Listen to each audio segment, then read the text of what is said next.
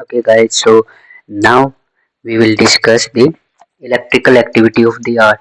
Our heart is a automated organ. It works on its own. It's an involuntary organ. So it's maintaining electrical activity on its own. There is no external stimulus we provide which maintain it. So it's maintain on stimulus. It maintains on functionality. And how does it do that? It do that with the help of its pacemaker, which is the SA node. This is its SA node, which is assisted by AV node present just below our wall. Okay, just below this wall. So let's just say this is our SA node and this is our AV node. SA node and AV node. So this SA node, its start and action potential, which usually beat around 60 to 80 beats per minute. You know that, and this generates its action potential, which is traveled throughout the heart via various connections, right? So there is travel in this direction in a atrium, which is left right atrium. Sorry, this is your right atrium, and this is your left side. And these beats, these action potential travel to a right left atrium. Sorry, left atrium via Beckman's branches.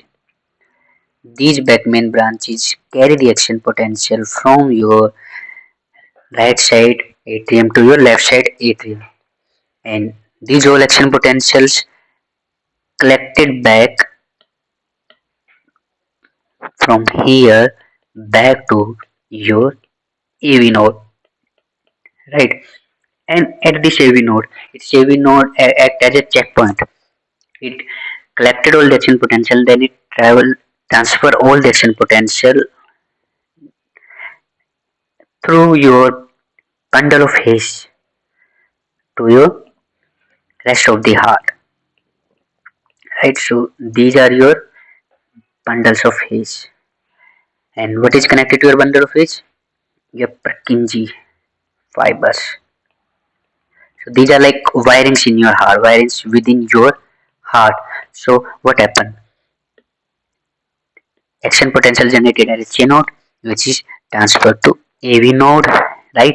And then it is transferred to your bundle of haze, and then your right bundle of haze, and your left bundle of haze, via which these are travel forward and transfer to your Purkinje fiber. Purkinje fibers are basically these branches of your fibers which are penetrated within the muscles of your ventricles, and via these muscle ventricles the action potential is traveled transferred to various part of your heart. Okay, so how does it happen? What maintain it? So first is SA node. Why SA node? They go to they go to AV node, right? Via they transfer via Beckman fibers to AV node. These are going to left atrium and right atrium, right? Why all these? These are going to AV node. There at the AV node, the action potential is stopped. It's delayed by 0.1 second. Here the action potential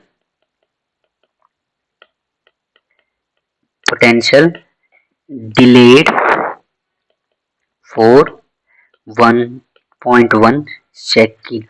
Why 0.1 second? Why? Because your atrium need time to collect blood and pump it within the ventricle. They delay so that ventricle can fill.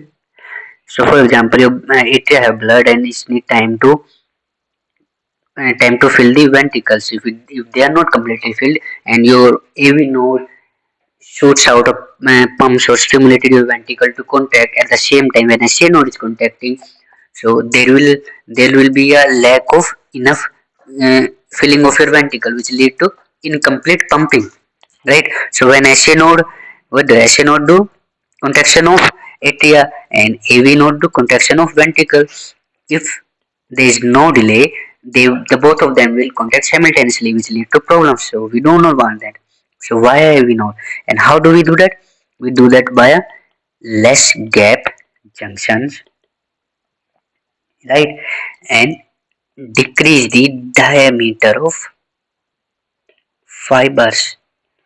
So basically AV node have less gap junctions, and the diameter is fibers diameter is slightly smaller, and because of that they are enough to maintain a zero point 0.1 second delay in your contraction, in your conduction of your network, right? And after AV node they'll go to bundle of His, and after bundle of His they'll go to left bundle branch and go to right bundle branch, and after that they'll go to Purkinje fibers,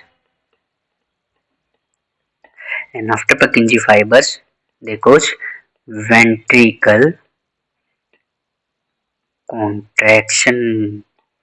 So now we will discuss how the action potential within your SA node is generated. So this is your SA node, right? SA node.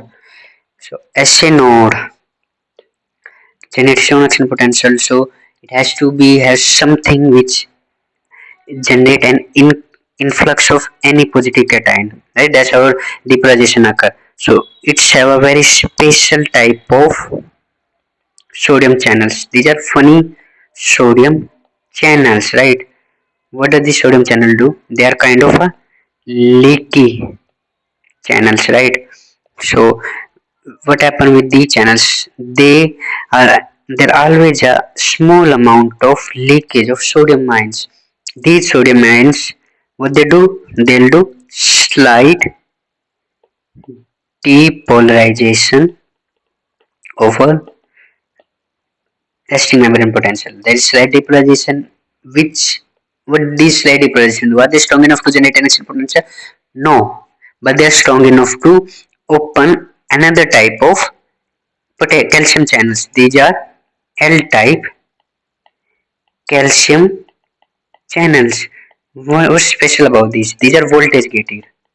Mean we have learned in our last video that what are voltage gated channels? Channels which only open when there is a certain amount of voltage present. Voltage difference is there.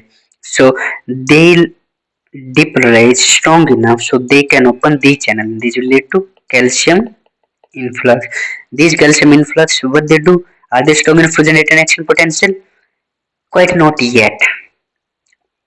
What they do? They'll decrease the voltage sufficient enough so they can open another type of channel. It's like a chain reaction. What they open? They'll open T-type calcium channel, right? T-type calcium channel. These calcium channel, yes, these are strong enough to generate an action potential. These channels reach to the threshold and open calcium channels one by another, like it's a chain reaction, crowd reaction, and this will lead to strong calcium influx. These calcium influx generate the action potential, shoot up to plus 40. Like normally it's minus 60 rpm, normal RMP is minus 60, but these are strong enough to make it up to plus 40, right? At the where there is peak of the action potential, then what will happen? There is a phase of repolarization, which will accompanied by potassium channels, right? These are open potassium channel will lead to potassium efflux. These potassium efflux reduce the action potential up to the point of RMP, right? So let's just recap everything. Normal RMP is minus 60 millivolt, right? Threshold is minus 50 millivolt. What happened? First, funny sodium channels. So we have slightly leaky sodium channels which stimulate slightly depolarize your SC node. At this phase, it is strong enough to open. It is strong enough to open L-type, L-type calcium channels. Now, what happens after sodium channel? There is voltage difference, and this voltage difference is sufficient enough to open voltage gated L-type calcium channel. These calcium channel will reach up to threshold. At this point, we have reached the threshold. So at this point, they'll shoot. Firing will happen, and you will have action potential. How much? Up to, you can say it's just around plus 40. This is action potential, right? And which was stabilized by, then afterward, after the phase of depolarization, there will be a phase of repolarization which will accompanied by potassium channels, and this is your potassium channel which will again rehabilitate by funny sodium channels, then calcium channels, right? And then again depolarization, then repolarization, right?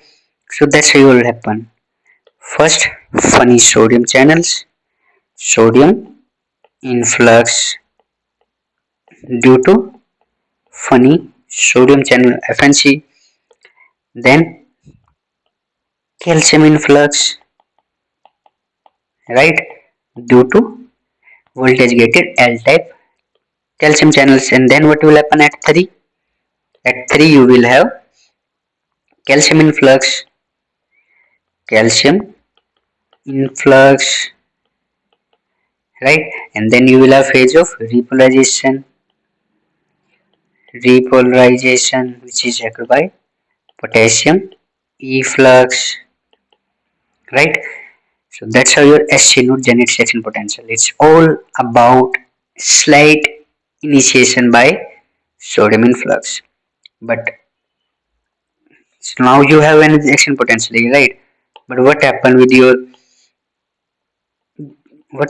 when it's travel to your next cells, right? So here you will have your gap junction which will conduct the action potential from one cell to another cell, right? Via gap junction. So these gap junction along with your desmosome is known as intercalated disc, right? These intercalated disc connecting your one cell to another cell of your cardiac system. So this will lead to generation of action potential within your ventricle cell. What happens within your ventricle cell? For example, this is your ventricle cell. It has an action potential of of minus 90, right? So there is a stationary phase, right? What happens after the stationary phase? There will be a sodium influx, not by leaky channels, not by funny sodium channels. There will be a sodium influx. But this specialty about that, these sodium channels are fast opening sodium channels. This will lead to sodium influx, right? They are fast opening. That's why you do not have a slope like this, but a slope like this. Because if they're slowly opening, then they'll take your time to reach the phase of depolarization. But no, there is no phase, no stationary phase here. They do not go slowly. They're just like a very fast channel. So it's either stationary, either they are rushing membrane protection, or suddenly it's shoot. Right? They do not take time. Why they do not take time? If they take time, then there'll be a lack of rhythmicity within your heart, right? They need to do their contraction very fast so that they can again refill and again shoot, right? At this phase, sodium influx is going on, right? What happened after that? Stage of repolarization, which is accompanied by slightly sloped by a potassium efflux. But here's the catch. At this phase, at this phase, there's another thing is going on, which is calcium. Calcium from ventricle electric where is coming from here. There's lot of influx of calcium. I'll tell you all the regions from where we can have calcium, right? So we are having calcium influx from your T tubules, right? From your sarcoplasmic reticulum, yes, from your gap junctions, right? From your calcium channels, right? You are having calcium influx, which stabilize you up to a certain point, right? Because there is a positive charge coming in and there is negative charge, positive charge going out. So there is a balance between both of them, which maintain your action potential at a plateau. This is the plateau phase, right? After which potassium, obviously potassium will take over, calcium influx stop, and then there is potassium efflux, right? Repolarization, again repolarization happen, right? So what will happen in both of them? What will happen at the first phase, right? First recap. Let's do a fast recap. At phase one, at this phase, what happened first? So this is your membrane. So first you will have sodium influx, right? Then what will happen? At second phase you will have calcium influx, right? Then what will happen? Calcium shear influx. After which what will happen? Potassium efflux, right? Same here. Let's just say this is your membrane. At this phase, nothing is going on. At this phase, sodium coming inside. At this phase, potassium going outside, calcium coming inside. At this phase, only potassium going outside. Right? These are your ventricular contraction, action potential within your ventricles. Now we have divided these phases into four different phases, right? So your phase of, let me write it with pure black. Okay, so the phase of sodium influx, phase of depolarization is phase 1. This is phase 1. Phase 0 actually, right? This is phase 0. This is your phase 1. This is your phase 2. This is your phase 3. This is your phase 4, right? So what are all the phases you have here? Phase 0, which is depolarization. Then you have your phase 1, which is potassium influx, which is phase of depolarization. Then you have phase 2, which is your plateau phase, right? And after that, what you have? Your phase 3, which is again phase of repolarization.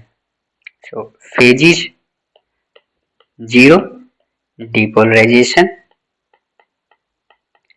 Phase 1, repolarization. Phase 3, plateau. Phase 4, phase 2 basically. Phase 3 is your repolarization.